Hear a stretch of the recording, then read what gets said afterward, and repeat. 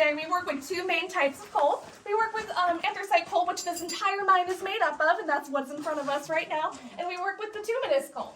Now, anthracite coal mining lost its demand because it's very expensive and hard to mine out compared to bituminous coal, which is a lot softer and cheaper. However, bituminous coal isn't going to burn as long or as clean as anthracite coal, but since it is cheaper, that's the coal we use today.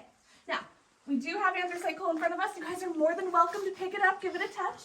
Despite its size, it's actually extremely light, so you're more than welcome to pick it up. It's light. Your hands will get a little dirty though. All you gotta do is just simply brush it right off. Now, Yeah, it does cause. we came into a coal mine. We are going to do some coal mining. Now, some of you may think that we're going to use a pickaxe. However, that's a relatively inefficient method. That's maybe going to get you enough to heat a house for a day or two, but what you need to pull out at the end of your shift is 16 tons worth of coal to get your full paycheck. So we're going to use something a little bit more heavy duty. We're going to use this right here, dynamite TNT. Now, you're not going to be provided with this bomb, and you certainly can't just go out and buy one. What you're going to do is take your paycheck, and you're going to head to the company store. From there, you're going to buy your wax paper, your gunpowder, and your wick. And then, keep in mind, you're down here 10 to 12 hours a day. You don't have time to roll your own bombs. You're going to take all your supplies, head back to your lovely wife back at your house, and she's going to be the one to roll you the bombs to bring down into the coal mine with you. Yeah, I think it's real funny, but if she didn't like you, that wick's going to be real short. Now, we need to get our dynamite into a ball, so we are going to use this right here. This is our belly brace crank. As you guys can see, it's a little on the heavy side. We're going to put it against our stomach like so. Pick out our drill bit of choice depending on how far into the wall we wanted that bomb to go, usually at least 7 feet. And we'll come over and we will crank. And as you guys can see, I'm just barely tall enough to use this. If a coal miner is any smaller than I am, he's going to have a lot more issues.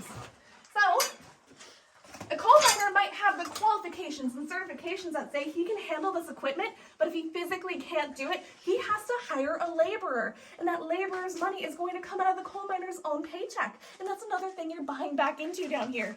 So at this point, you might be wondering, why would anybody become a coal miner if you're constantly spending your own money and you're not making a profit?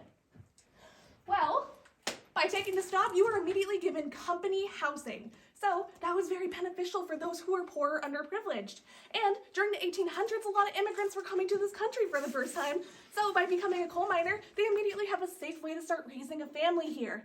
However, they never really wanted the coal miners to leave once they had this job, so they constantly had them buying back in, and they would purposely keep them in debt. Keep in mind that 16 tons of coal they need to bring up at the end of the day, that's a near impossible job for one person, but they kept it like that just to ensure they didn't have to pay them their quota. Now, you guys saw how efficient that drill was. We later moved on to this right here. This is the electric hand drill.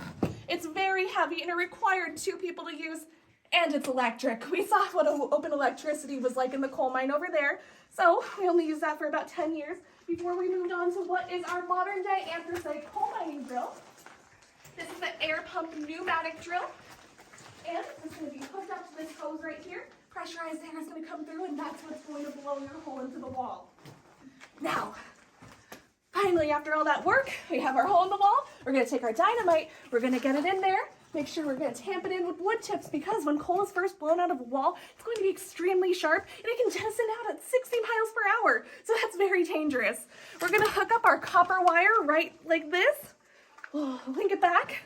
Then we want to get at least 200 feet back, usually around 2 corners at least. Then we're going to come over to our plunger detonator box. Then, before we can blow up anything, we need to let the other miners in the area know that we are going to do some exploding. So we have to yell, fire! You want to help me out? All right. I'm going to have you take this. I think I got it all ready for us.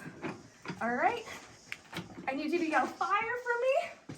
Fire. Fire!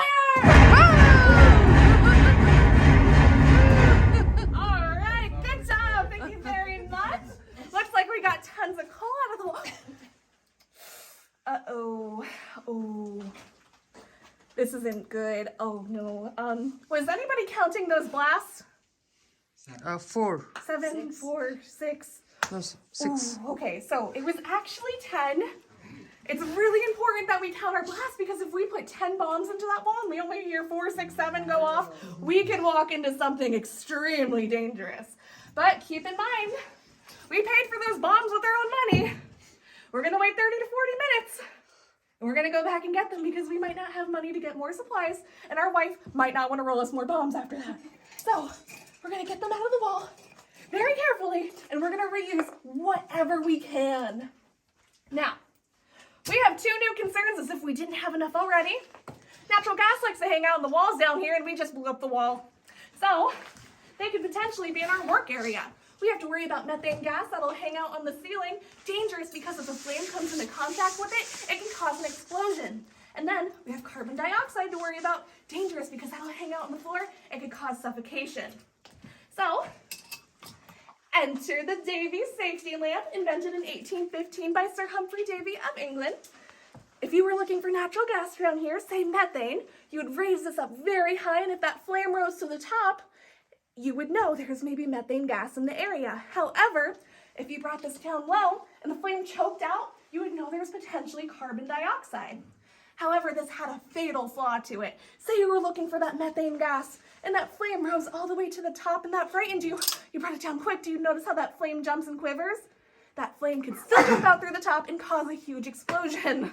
So, not at all foolproof. However, we did have another way of detecting natural gases. Does anybody know what I'm going to say? Cannery. Yes, good job. Cannery in the mine. Canary. This little guy right here is going to save our lives. He can breathe up to 200 times faster than we can. His body is about 15% lungs. Ours only are about 5% lungs, so he's going to be able to breathe in that natural gas and detect it way sooner than we can. So while we're working, keep in mind, a canary is very bright yellow. He's easy to spot in this darkness. He's going to be a happy little guy, constantly singing and jumping perch to perch.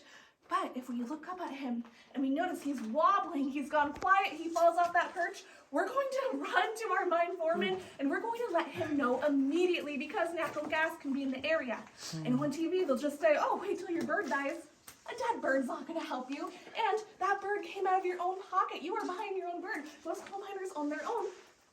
You don't want to have to buy another one and you might not have the money to. So you made sure to take really good care of him. Once you alerted your foreman about the natural gases, he's going to run these massive fans and they're going to blow for about an hour or 2. After that, it was safe for the coal miners to come back into the area and resume their work. Even at the end of the day, like I said, you're going to take really good care of this bird. You're going to take him out of the mine with you. You're going to make sure you give him some extra treats because he's your little buddy who could save your life down here. Does anybody have any questions before we get moving on? All right.